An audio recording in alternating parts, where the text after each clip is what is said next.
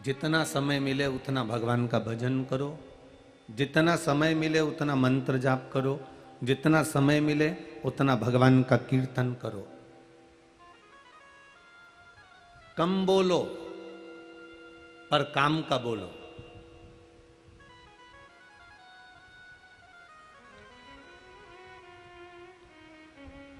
कम बोलो, काम का बोलो। नेपाल से लोग इंडिया जाते हैं और इंडिया से लोग नेपाल आते हैं। अब इनका खुद का मोबाइल तो काम करता नहीं है। बोलो रे जी जी, करता है क्या? नहीं करता। खुद का मोबाइल तो काम करता नहीं है, तो कहाँ जाते हैं वो? एसटीडी पीसीओ पर जाते हैं।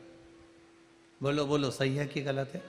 अब वो इंडिया में, नेपाल का व्यक्ति अगर इंडिया पहुंच गया तो वो एसटीडी पर जाएगा, और यहाँ का व्यक्ति अगर इंडिया गया है तो एसटीडी पीसीओ पर जाएगा।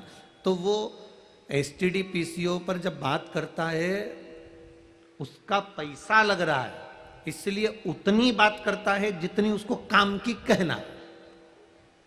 अब वो क्या बहुत घंटों तक उठा के बात करता रहेगा? जीजी ने रोटी खाई कि नहीं खाई, काका जी गया कि नहीं गया, गाय को पानी पिलाया कि नहीं पिलाया, छत पे पक्षी आया कि नहीं आया, कबूतर को दाना दिया कि नहीं दिया, पीछे गए थे कि नहीं गए थे, खेत पर कौन गया था, ट्रैक्टर कहाँ रखा हुआ है, ट्रैक्टर का पहिया कैसा है, ट्राली का पहिया कैसा है, गाड़ी की डिक्की में सामान क्या क्या रखा है। फालतू की बात करेगा क्या? नहीं करेगा। एसटीडी पर गया है तो एसटीडी पर जाने पर जब वो थोड़ी सी देर कॉल लगाता है तो केवल काम की बात करता है। मैं वीरगंज पहुंच गया हूं, कथा में बैठ गया हूं, घर पे सबको कह देना आराम से भोजन कर रहा हूं, कथा को सुन रहा हूं, चिंता बिल्कुल मत करना। 5 बात में उसने पूरी बात खत्म कर दी और तुरंत कॉल को रख दिया एसटीडी पर, क्योंकि उस जगह पर उसको मालूम है कि ये एसटीडी है, यहाँ पर जितना बोलेंगे उतना पैसा लगेगा,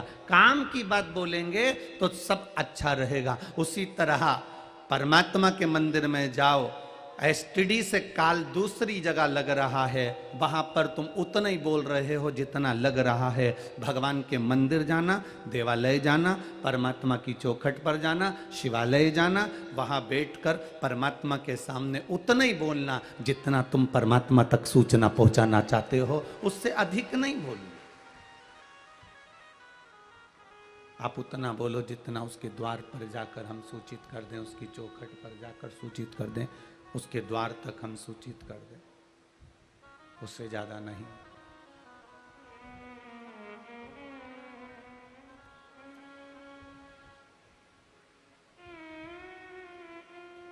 अभी आ रहे थे तो अच्छा, रोज कोई ना कोई, जितने भी खेतान परिवार के छोरे हैं ना, ये रोज बदल बदल के आते हैं। पहले दिन एक आया, दूसरे दिन 2 आया, तीसरे दिन 3 आया। तो भगवान से यही कृपा बनी रहे खेतान परिवार पर कि ऐसी कथा जैसे 7 दिन की है ऐसी 2-4 महीने की हो और इनका वंश ऐसे ही बढ़ता रहे। छोरे हो ना के एक एक कथाओं का रसतत्व। आज फिर वो बदल गया। आज वो काठमांडू से एक बालक आया था, क्या था, निखिल, हाँ, वो बालक आया। अब उसने एक प्रश्न किया, गुरुजी मेरी मम्मी आपकी कथा सुनती हैं और उन मम्मी की एक बेस्ट फ्रेंड है, वो भी कथा सुनती है। ठीक है, हमने कहा भगवान की कृपा है। तो मेरे स्वप्न में गुरुजी शिवलिंग और भगवान शंकर तांडव करते हुए बहुत दिखते हैं। तो हमने उनसे कहा, देखो बाबू, भगवान शिव अगर तांडव करते दिखें तो ये समझ लो कि कहीं ना कहीं आपको क्रोध जागेगा या कुछ अपने मुख से कहीं निकल जाए। पर शिवलिंग का जिसको स्वप्न में दर्शन होता है तो समझ लो कि उसकी कोई नई राह खुलने वाली होती है और कोई नया काम होने वाला होता है। ये स्वप्न में अगर शिवलिंग दिख रहा है तो अब उस बालक ने कहा, गुरुजी मैंने सपना देखा था, उसके बाद 15 दिन हो गए, अभी तक तो कोई राह नहीं खुली। अब बच्चे भी बड़े एबले और वो भी खेतान परिवार के। तो उन्होंने कहा अभी तक राह नहीं खुली। हमने उस बच्चे के लिए एक बात कहना चाहिए, पर कहते कहते कहते कहते कथा स्थल पर पहुंच गए तो हम बोल नहीं पाए। भगवान कब राह खोलता है? अब एक बात याद रखना, वो बालक अगर कथा सुन रहा हो तो ध्यान में रखना, और आप भी सुन रहे हो तो ध्यान रखना।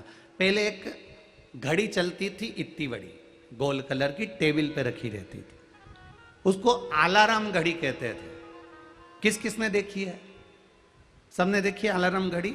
उसमें चाबी भर दी जाती थी पीछे से, और पीछे से चाबी भर देते थे, उसमें चाबी भरने के बाद उसमें समय डाल देते थे, और वो घड़ी उस समय पर, जो समय उस घड़ी में डाला जाता था उस समय पर वो घड़ी जम के बोलो बज जाती थी।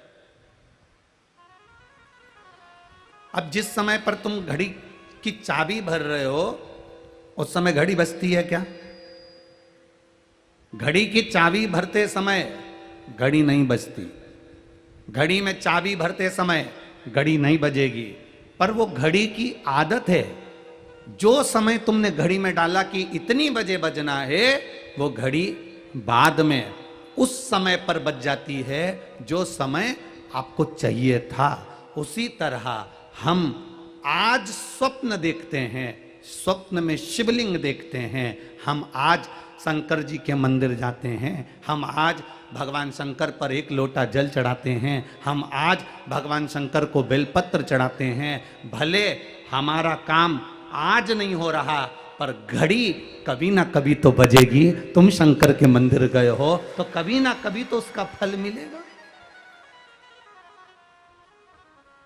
तुम शिव जी के मंदिर गए हो तो उसका फल कभी ना कभी जरूर मिलेगा। तुम भगवान शंकर की चौखट पर गए हो तो उसका फल तुम्हें जरूर कभी ना कभी मिलेगा। तुम भगवान के द्वार गए हो तो उसका फल तुम्हें जरूर मिलेगा। तुमने अगर शिव महापुराण की कथा को पंडाल में बैठकर श्रवण किया है, टीवी पर सुना, मोबाइल पर सुना, उसका फल कभी ना कभी जरूर मिलेगा।